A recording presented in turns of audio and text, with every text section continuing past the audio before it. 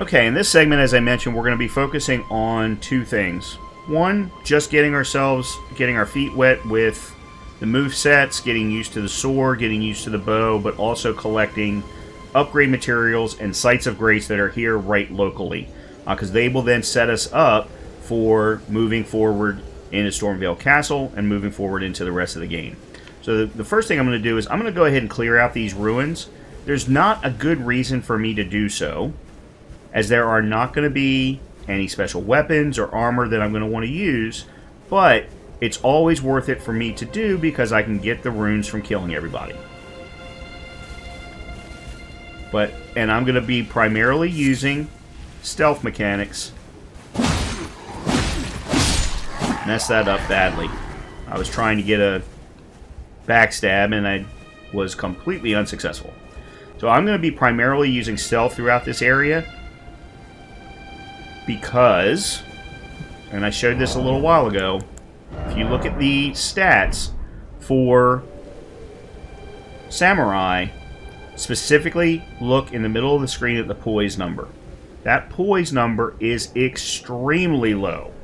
If you look at a strength build character, they can be anywhere from 50 to 150, depending upon their armor, depending upon their sword, depending upon their shield. The more poise you have, the less chance of you getting staggered, and the weapon, the poise damage it's able to do, the better chance you will have of staggering someone. One of the reasons why I say that the Samurai class is one of the hardest classes is because that sword, the katana, doesn't have a very good ability to stagger, and that poise number is extremely low. So you have to counterbalance that with other things. And that's what hopefully this guide will help you set up, is getting you in the right position so that you can take advantage of your speed rather than just being able to stagger and pound everybody into the dirt.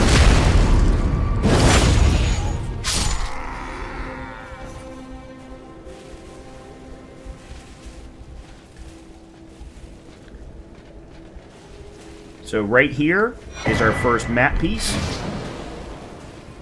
We can now look, and we actually have map pieces, or map locations. I highly recommend that you pick those up whenever possible.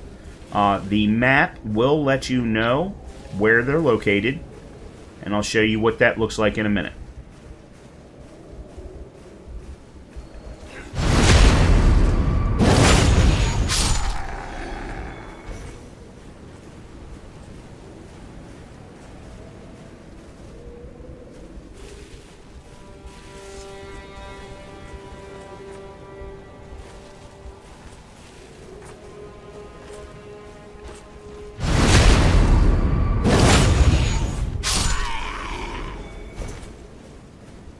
Now, this may look very boring, and for those who are used to playing FromSoft games, it probably is. I, on the other hand, have always been a big fan of stealth action games, so have found the ability to do this wherever possible fun, which is why I wanted to choose the Samurai class as my first character. So we just found a new greatsword that we'll not use because we won't have the strength for it.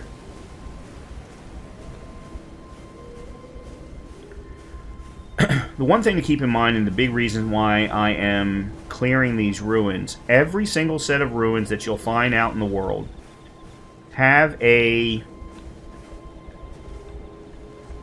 cellar or a special hidden underbelly to the game, to the area, that usually either has a small little mini boss that you'll need to beat, or has just a chest.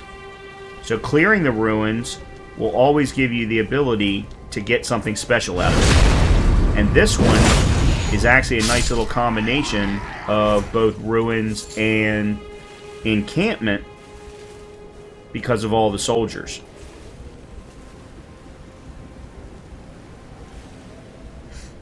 So you actually get access to 2 different caravan wagons that have chests in them, as well as the underneath of the ruins on the other side of the road. And of course, also all the runes that we're getting from killing everybody.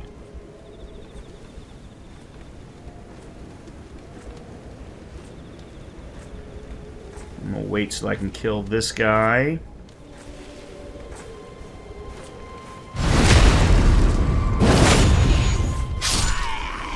And we got ourselves another glowing skull over here. You can roll over those skulls and that'll break them as well. Some bolts if you prefer to use a crossbow. I actually did try a crossbow at one point and still found the regular bow to be the preferred solution, at least for me.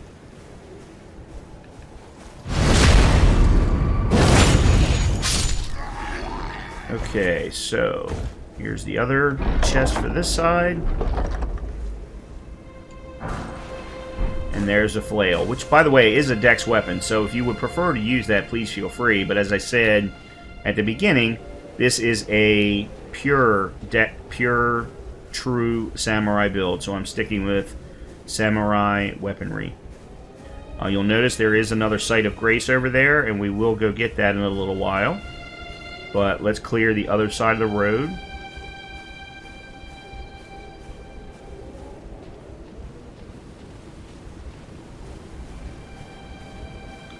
Because we've got at least one dog.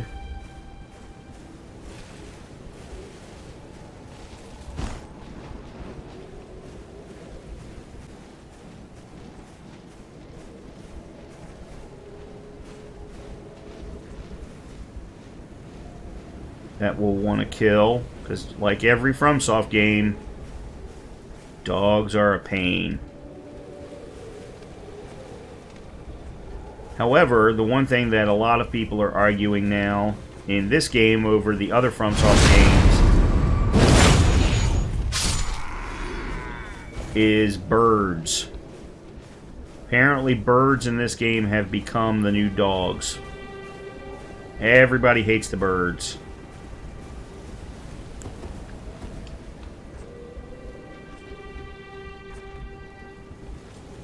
And I don't disagree with them.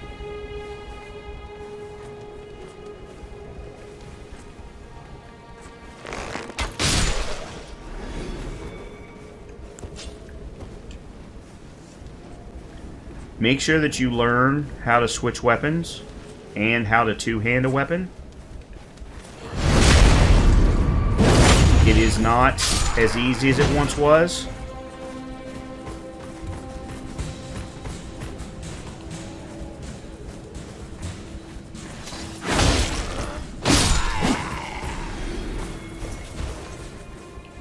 It's not as simple as hitting Y, so make sure that you're aware of that. As you can see, the sneak ability does really help in de-aggroing enemies. So if you do like some stealth action, be aware of that.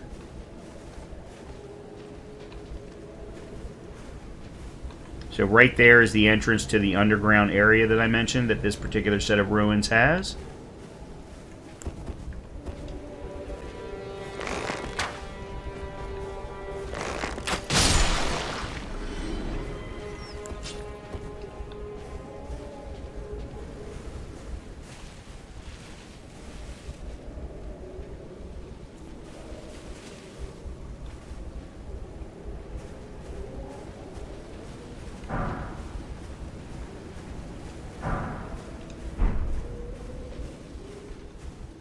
Some of these weapons that you're not going to use, it's up to you, but you can probably sell them if you want. Unlike in previous FromSoft games, though, be aware that the selling prices are not very high. They did not scale the selling prices depending upon the rarity of the weapon or how good the weapon is or anything like that. There are some very basic scaling levels, but not a lot. Now this last guy is going to be a problem. And actually, let me make sure I even got everybody. Because I have this tendency to miss someone.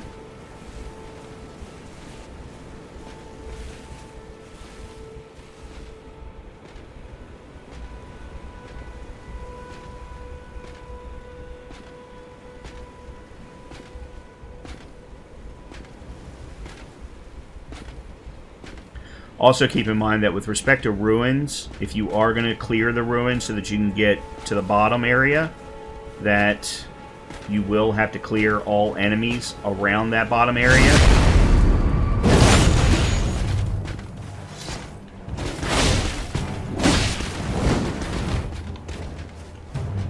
Alright, so because this guy is pretty strong, I'm going to run for it and then hide, so that I can get another backstab on him.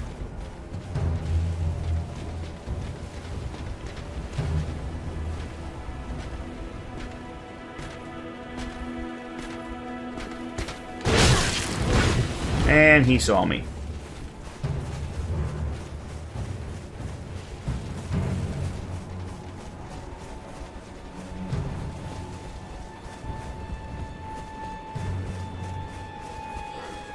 Oh, I did miss somebody.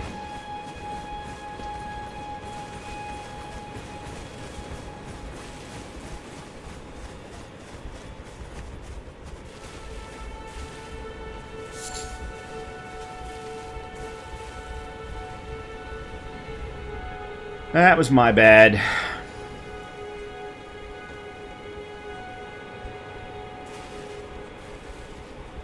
It's interesting that I did not aggro him when I was dealing with the bigger knight. As I said, the biggest problem that a samurai has is dealing with armored, shielded guys because you cannot break their guard.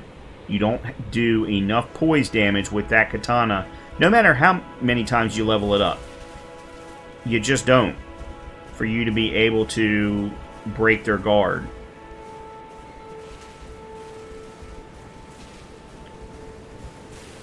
Okay, so everybody's going back to the way they started. Let me take care of this guy.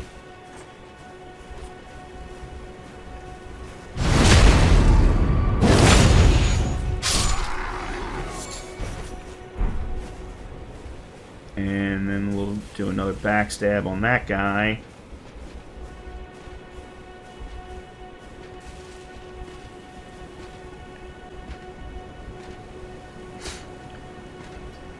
This is a very nice way to take care of some areas without worrying about taking damage or things like that if you're, smart and patient. But as I mentioned, not everybody is going to want to do that. There we go. Really? Okay. Smoldering butterflies are really good for both fire bombs as well as fire arrows. So make sure you grab them whenever you can.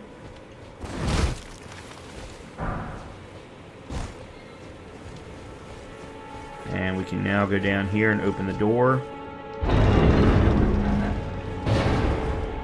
And get our first reward.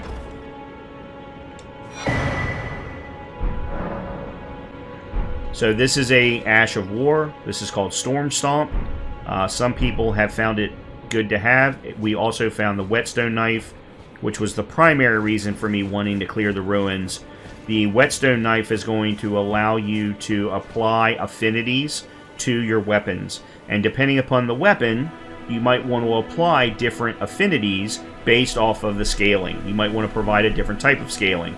Dexterity scaling. You might want to provide a different type of magic-based infusement, things like that. And the knives will allow for that to occur at the blacksmith sites. So that was the basic Whetstone Knife. That will allow us to get, I believe it's standard and maybe quality-based affinity. Alright, so let me get this Site of Grace.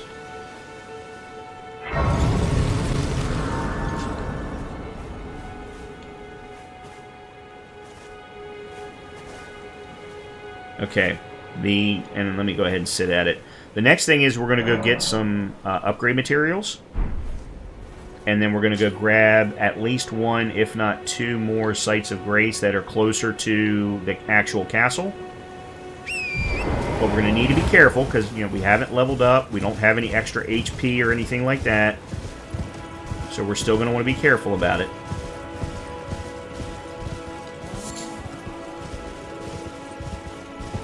And the way we're going to go is we're going to go up here to Storm Hill. Now, Storm Hill is full of giants. Trolls. So the best thing to do is to stay away from them. And then only aggro the one that we need. If possible.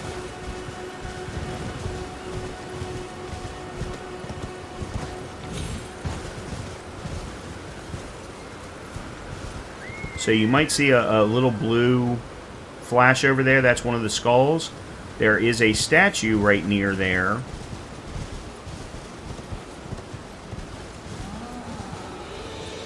You can see it right there. That actually contains smithing materials. We need to try and get one of the trolls to break that. Without killing us, of course. So what I want to try and do is wait for the one troll that's right here to my left to turn around. Then I'll drop down. And by the way, doing this on horseback is not a smart move. It's too easy to aggro more than what you want from a troll perspective.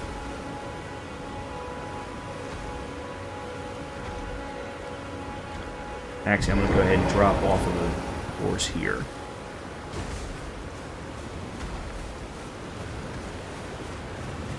Okay, so he sees me.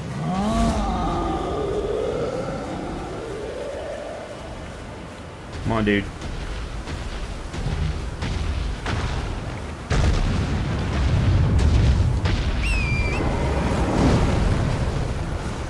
Okay. There we go. Nice and simple. Now we can go right from here to the next site of grace, which is called Storm Hill Shack. This is an extremely important site of grace. For a number of... Oh, crap.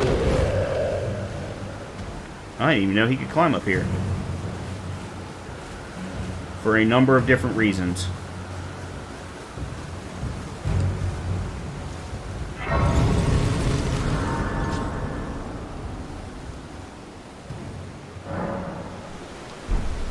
Okay, so I've now reset everybody, but the... Oh, no, this is the War Master Shack. This is an important one as well. This guy sells...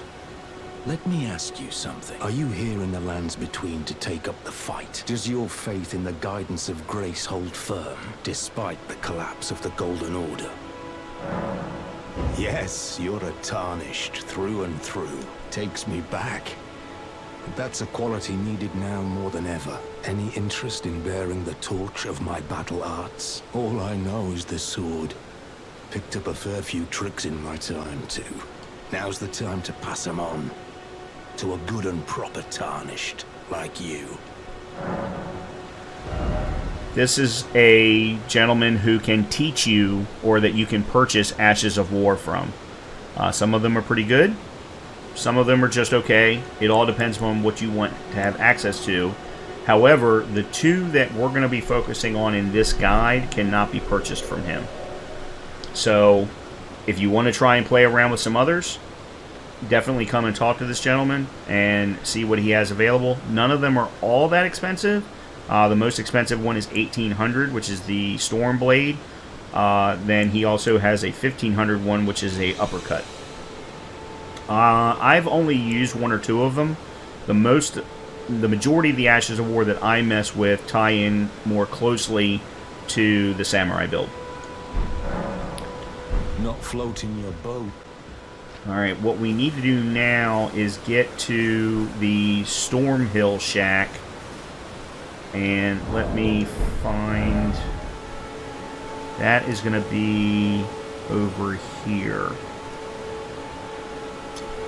Make sure you learn how to use your map, learn how to use your markers. They're going to be extremely important. I will provide an image of the map with all of the locations that we're going to at the end of the video, as well as in the article on my website.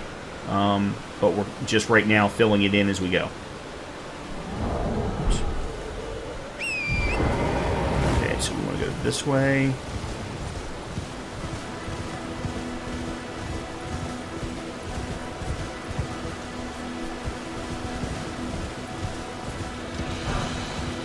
Fire arrows. Yeah, so we can see the the Stormhill shack right here.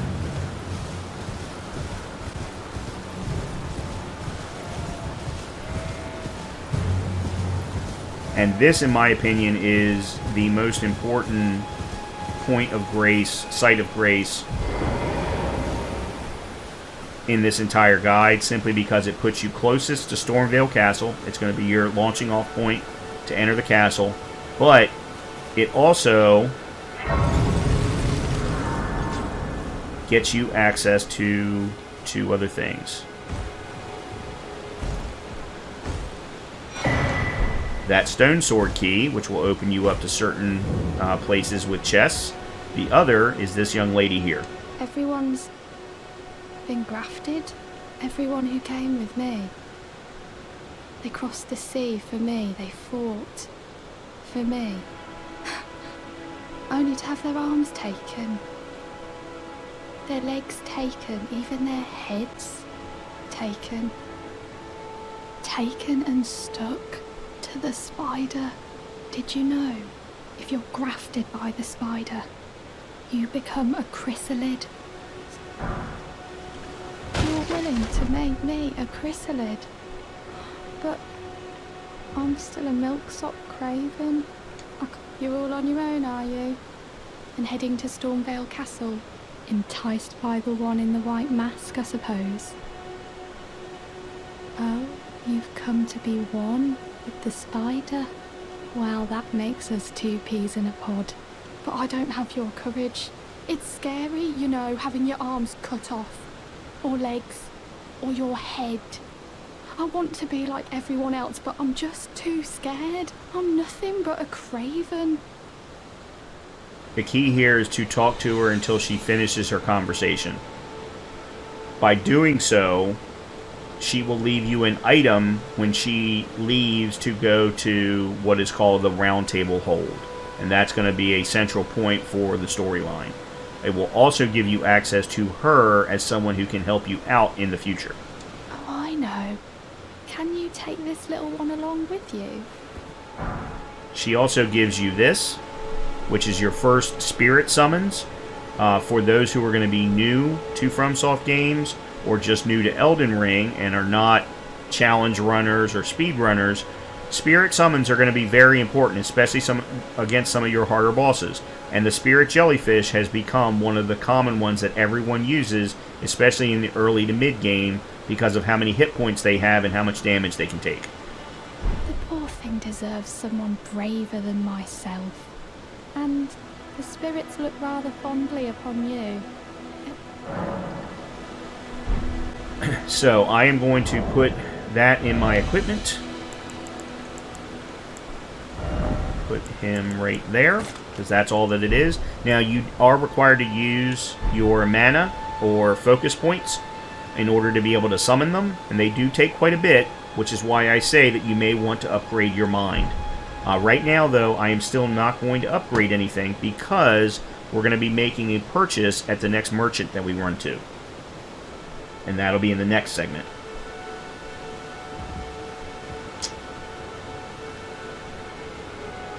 I don't think there's anything more to talk about It was her. a pleasure to see you. Oh, can you here we pass go. on a message for me? If you see the little chrysalids in Stormvale Castle, tell them I love them. And that, despite my craven heart, I'm sure I'll be joining their club soon enough and finally getting the hang of this whole pain thing, you know? That's a questline that I have not been able to figure out how to finish.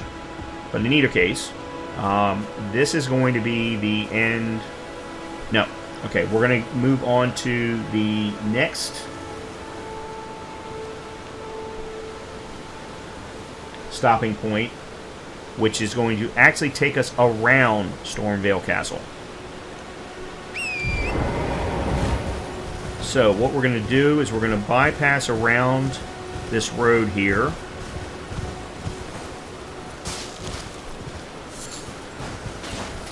Your horse can run over the glowing skulls as well, and that will allow you to then pick up the runes inside. So we're going to go around these buildings and go right through these two columns.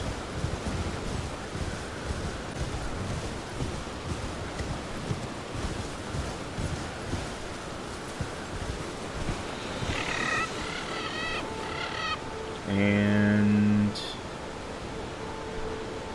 I'm not in the right place. And I can't get up there from here. Okay. I need to be up there, which means I went through the wrong... Actually, here, let me show you exactly what I'm talking about. So what we want is we want to be here through that road to lead us to this bridge.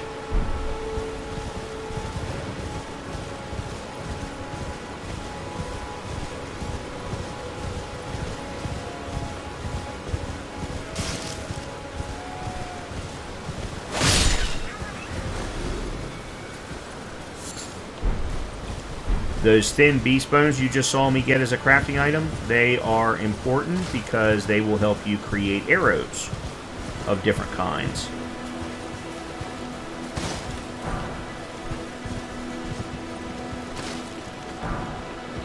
Yeah, so what we need to do is we need to stay away from the soldiers here on the road, go through these two pillars.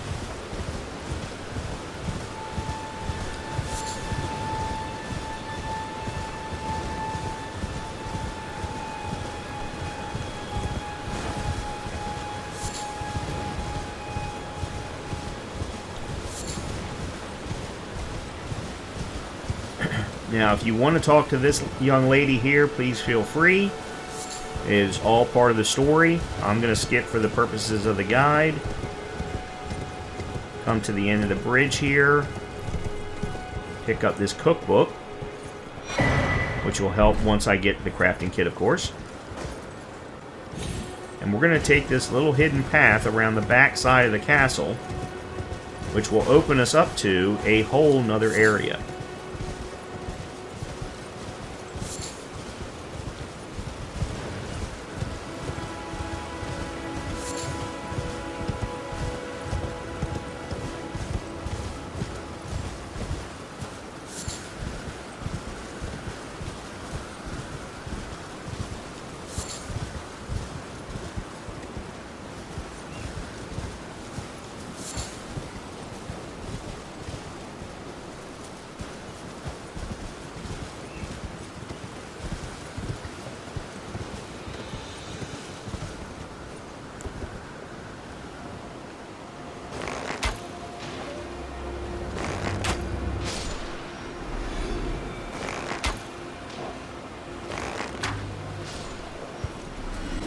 Just killing some innocent wolves. They are easy enough to kill on horseback. And here, I'll do that right here. But we are still fairly low level. Also be aware that when you kill an entire group, if you are low on, say, one of your flask types, then you will get that refilled by having killed that group. That was a new mechanic of the Elden Ring game. And it's something that I've absolutely loved.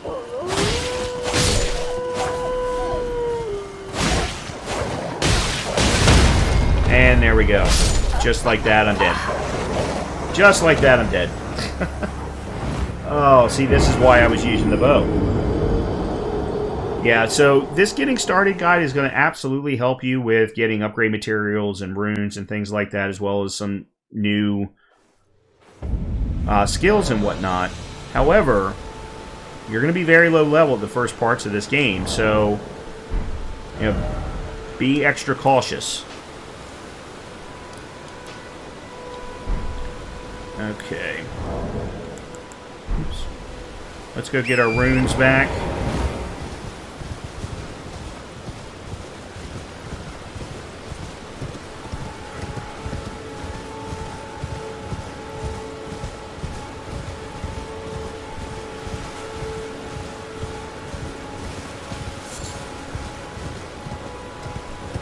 And I'll be a little bit more cautious this time about the killing of the wolves. I was getting cocky. It's my own fault. By the way, the reason I keep picking up the Roa fruit is because those can be crafted into a item that can be used to heal your horse. Because your horse, Torrent, does take damage separate from you. And if your horse should die, then just like we just saw, you will get knocked off the horse. So it's important to make sure that you do, when the horse does take damage, that you do heal them as well. So I normally keep them crafted and in my pouch along with the whistle.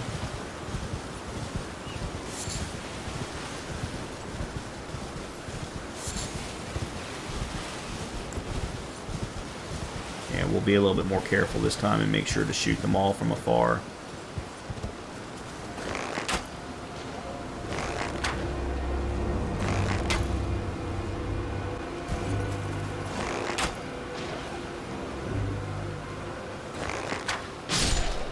Now, one thing to notice is you do not have access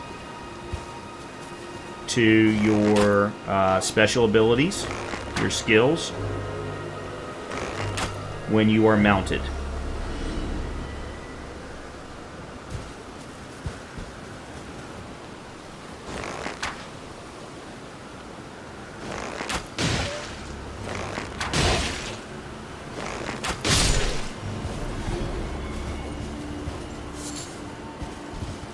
I'm running low on arrows. Gonna have to buy some more from the merchant.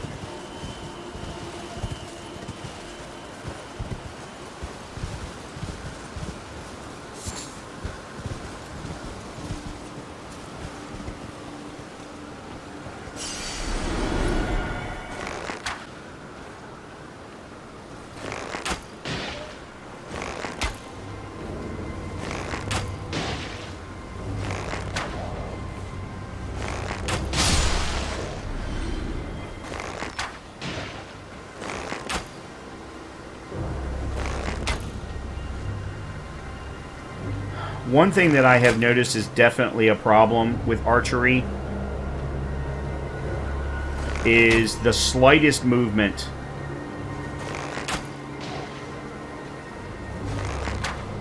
can somehow, even when locked on,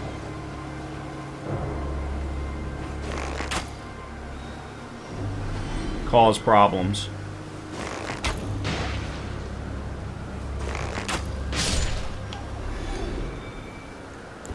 Yeah, I'm down to my last arrow.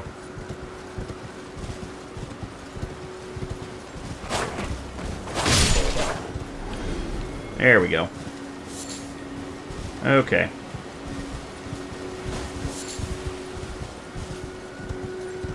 Yeah, so we are now on the back side of Stormvale Castle. And there's actually a hidden entrance into Stormvale Castle right through there. I say it's an entrance because you can go into the castle, just not very far. Okay, so that's going to be it for the end of this segment. What I'm going to do real quickly in between segments is I'm going to go back to the Church of Ella. I'm going to go to the blacksmith station. I'm going to upgrade my sword, and then we will go through the west side of Liurnia Lakes to pick up a lot of different things before heading back into Limgrave and continuing on with the setup of our character.